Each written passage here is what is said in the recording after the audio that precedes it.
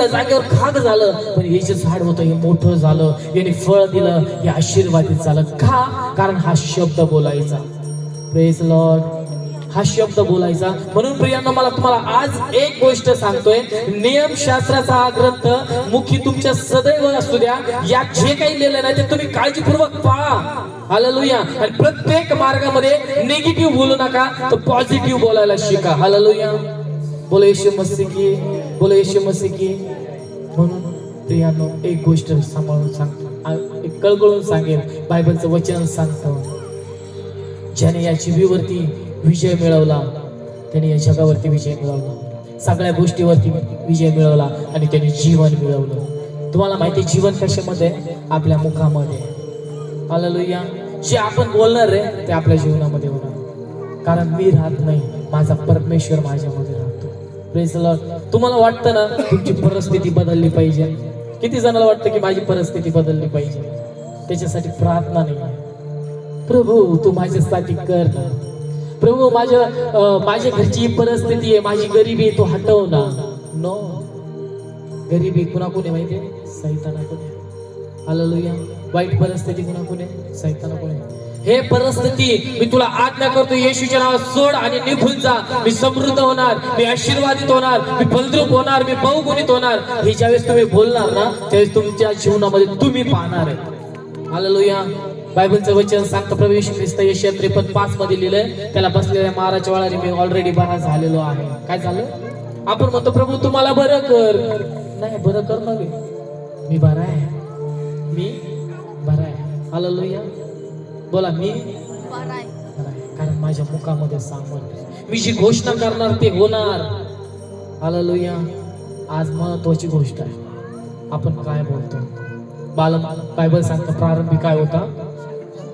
ज्यावेळेस पृथ्वी बनवली ना, देव बोलला.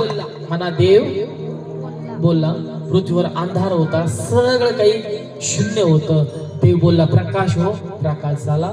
देव बोलला झाड तयार हो, झाड झाले. देव बोलला समुद्र तयार हो, समुद्र झाला. हालेलुया. बोलो येशू मसीह की, बोलो येशू मसीह की. आता तुम्हाला बोलायचंय, तुमची परिस्थिती काही असू द्या, बोलायचंय तुमच्या परिस्थितीवरती.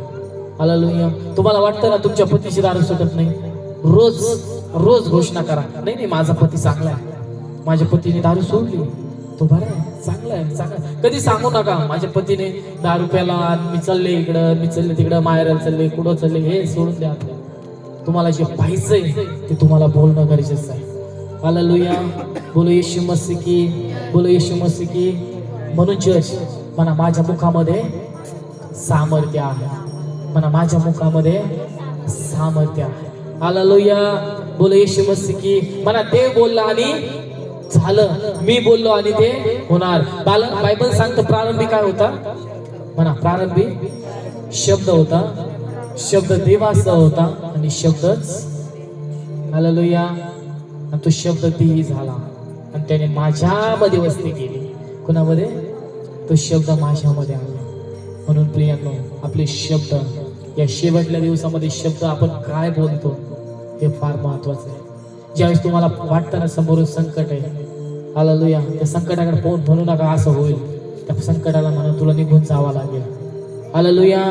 बोलो येशू मसीह की, बोलो येशू मसीह की. हा परत वाचू आपण ते वचन, योशुआ 1:8.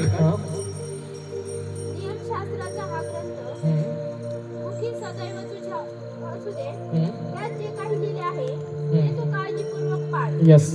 आणि रात्रंदिवस त्याचे मनन कर, म्हणजे तुझा मार्ग सुखाचा, म्हणजे तुमचे सर्व आयुष्याचे दिवस तुम्हाला कल्याण दया ही प्राप्त होतील, तुम्हाला सगळं काही भेटेल. हालेलुया. हा, अजून एक वचन वाचू आपण, प्रेषितांचे कृत्य.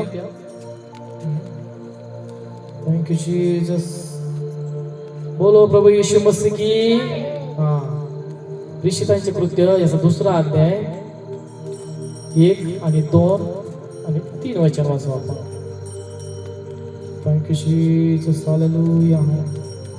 तेव्हा अकस्मात मोठ्या वाऱ्याचा हालेलुया. सारखा आकाशातून नाद झाला. यस. ज्या घरात ते बसले होते ते सर्व त्याने बघले. यस. आणि आमेन. वेगळ्या होत असलेल्या अग्नीच्या जिव्हांसारख्या जिव्हा त्यांना दिसल्या व प्रत्येकावर एक एक आशा बसल्या. तेव्हा ते सर्वजण पवित्र आत्म्याने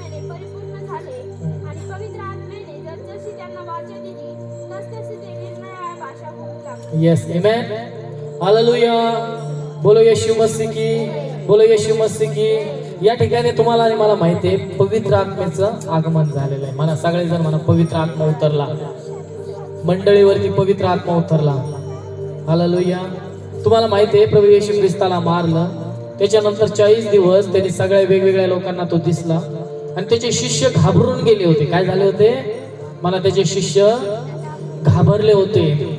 त्यांना भेव होतं की आता जे लोकांनी प्रभू येशूला मारले तेच लोक येतील, आम्हाला धरतील आणि आम्हाला मारतील. हालेलुया. म्हणून ते एका खोलीमध्ये सगळेजण जमले होते आणि ते सगळे एकत्र असताना ते प्रभूकडे प्रार्थना करत होते की प्रभू तो आता कसं करणार, कसं होणार, काय होणार, कसं तसं रडत होते प्रभू समोर.